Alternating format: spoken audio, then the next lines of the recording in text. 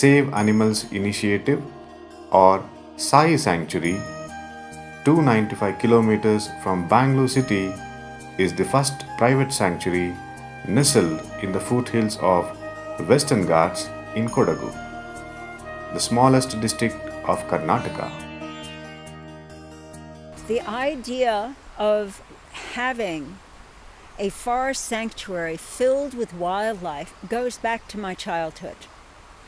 It is something I have always wanted. I have always loved being in nature and always loved being around wildlife. In fact, my love of wildlife and being in nature was so strong that I had a dream many decades ago. And in that dream, I saw a house on a small hill with a river flowing past, looking out onto a pond, and the valley where the house was located was filled with wildlife.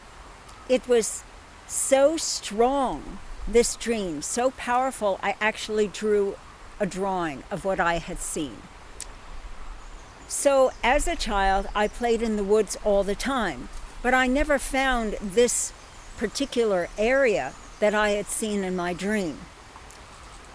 Went through high school, and in college, I happened to meet my husband, Anil Kumar Malhotra.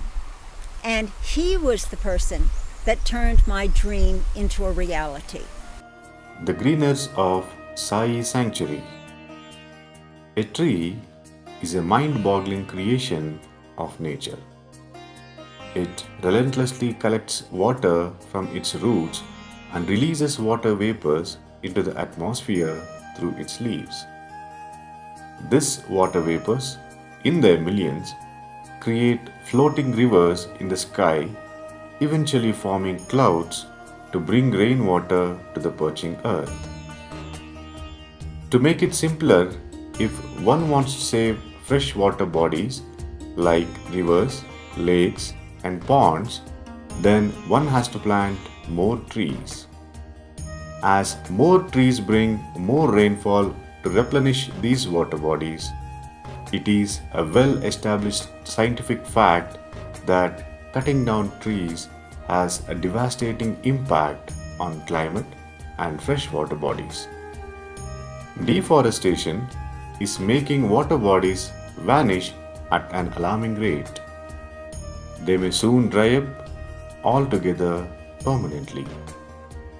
This stark reality was understood by Dr. Malhotra, who went on a lifelong mission to save existing forests and create a new one with all his lifetime savings.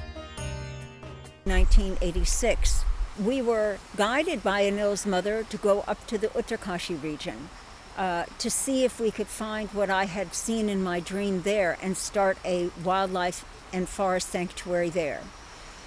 At that time, the Uttarkashi region was part of UP. This is before Uttarakhand or Uttaranchal was established. And their land sealing acts were that only 12 acres could be owned by any one family at a time. And that was not anywhere near as much land as what we wanted to be able to protect in order to set up this forest sanctuary.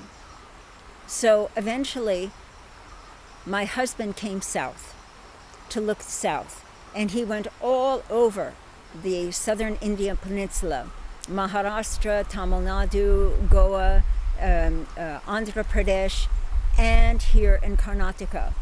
And he was finally led to some land, which we're standing on today, that was actually in foreclosure. The seller was actually in foreclosure. So my husband was able to negotiate everything for this very first piece of 55 acres of land here in the Kodagu or Coorg district. And so that's how Sai Sanctuary had its birth. Dr. Anil Kumar Malhotra and Pamela Malhotra initially bought 55 acres of unused land and gradually kept buying more and more unproductive lands from the farmers. The couple simultaneously started to plant hundreds and thousands of native trees. Reforesting of the entire land became a lifelong mission. They went to great length to see that there was no chopping down of existing trees, no human interference, and no poachers. The rest of the pieces that have made up Sai Sanctuary over the years have virtually all been abandoned plantation land.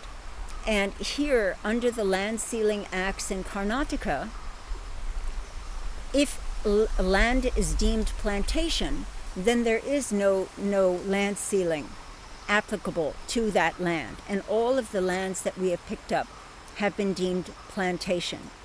All of the lands were purchased by my husband's self-earned income, and in almost all in his name. So that is how Sai Sanctuary got its start. And after we've got these first few pieces, people started coming to us, asking us to buy their abandoned lands. This area has a lot of rainfall. It's really blessed with a lot of rainfall, but it's not a great place to grow coffee if you have that much rainfall. It was good for cardamom and paddy and things like that, but not coffee. So many people had abandoned their lands and had lands elsewhere that had less rainfall, that were more productive for them agriculturally. So by purchasing their lands from them, they got money to be able to use to buy other agricultural lands that were more productive. And we were able to take the lands that we got and start a reforestation effort, turning the lands back to Mother Nature. A small portion of land consisting of coffee cardamom plantation was rejuvenated. Currently, the sanctuary is off-grid and it runs completely on solar energy, sustainable organic farming, with a new addition of ecotourism project with a few cottages to bring awareness in environmental protection. Is registered as a not-for-profit trust. Today, the sanctuary consists of 300 acres. It took 25 years of hard work, dedication, and lifelong savings to convert this barren land into a lush green forest. This sanctuary would not exist if it wasn't for my husband Anil. It was his determination and his perseverance that made this sanctuary possible. It was very difficult to find land, number one, and he trekked all over the place to find it, and then to purchase it and go through the legal labyrinth there is for different kinds of lands here, and then to put it together in such an intelligent and beautiful way so that both sides of the river are protected, so that wildlife is protected.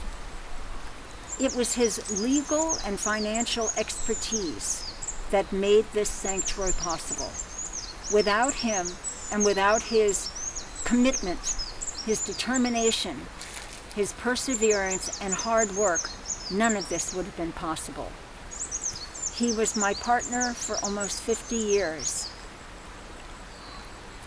And every place I go in the sanctuary reminds me of him. He loved it with all his heart. And he also loved people and had great faith that people had a golden core within them, that if we just helped a little bit, that golden core would come to the surface and then people would help other people. I never saw him turn down anyone who asked for some kind of help. He was always willing to listen and help in whatever ways he could. He is not just the founder and creator of Sai Sanctuary, he's also really the heart and soul of it.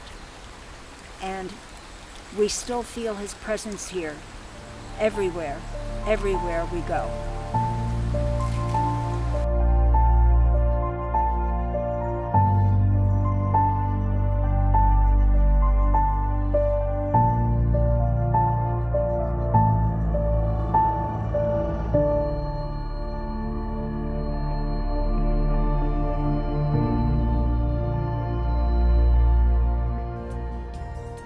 A thick private jungle bustling with wildlife. As the forest cover expanded, the animal and bird species increased. The flora includes hundreds of varieties of indigenous trees. The rejuvenated sanctuary is today home for several birds like hornbill. There are over 305 species of birds that visit the sanctuary regularly.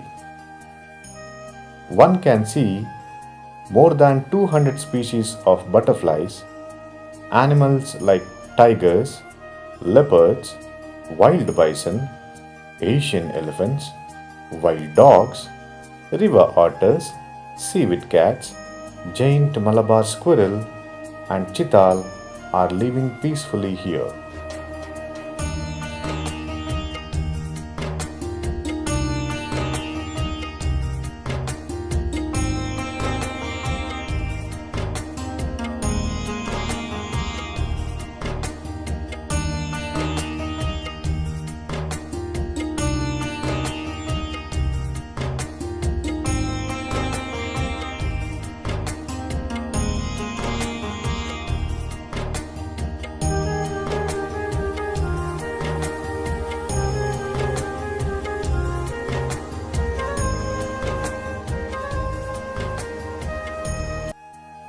Sai Sanctuary is like a buffer zone between the Western Ghats and human civilization.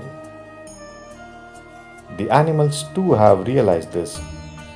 They treat this buffer zone as a maternity home that provides lots of love and security from the Malhotra couple.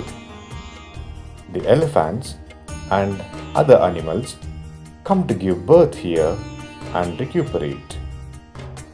As this gesture is a fulfillment to the rejoicing couple who had taken an oath not to have their own children but to dedicate their entire life to the foster children of the forest.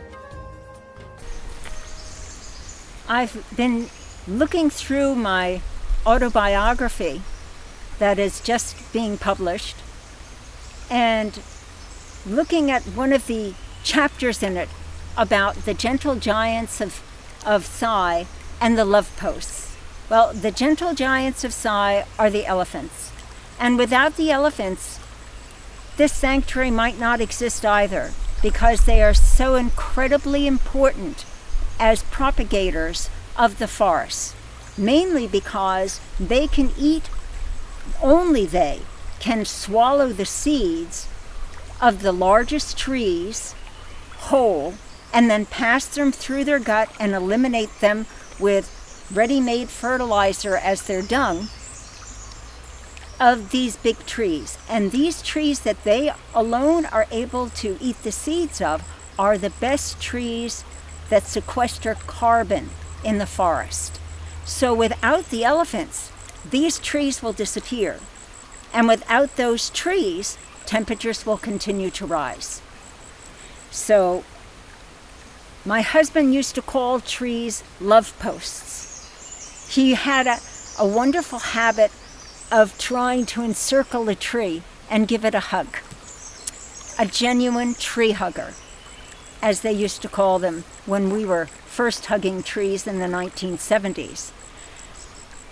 Actually, scientists have now found that when you hug a tree, you're benefiting yourself, because the electromagnetic field that you receive from the tree helps to ground yourself. It literally helps your magnetic field within yourself. So they really are love posts, because they share their love with us no matter what we have done to them. It's the same with species, other animal species, and nature in general.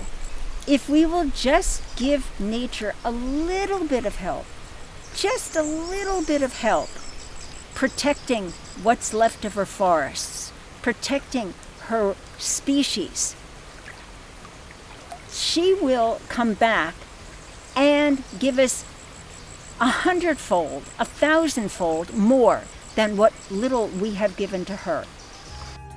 In 2017, Mrs. Pamela Malhotra was awarded the Nari Shakti Puraskar by President Pranab Mukherjee at the Rashtrapati Bhavan.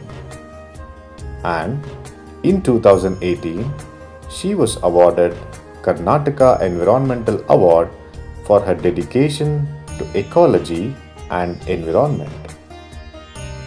In her new book, From the Heart of Nature, Mrs. Pamela Malhotra tells the deeply fascinating and inspiring personal story behind the setting up of a private wildlife sanctuary in Karnataka. One Life, One Mission of Malhotra couple is an inspirational model for others to emulate to save the human race by securing the future of forests and wildlife around the world. Sai has shown the way. We have to just follow them to save our future generation and the beautiful planet that we humans proudly call Mother Earth.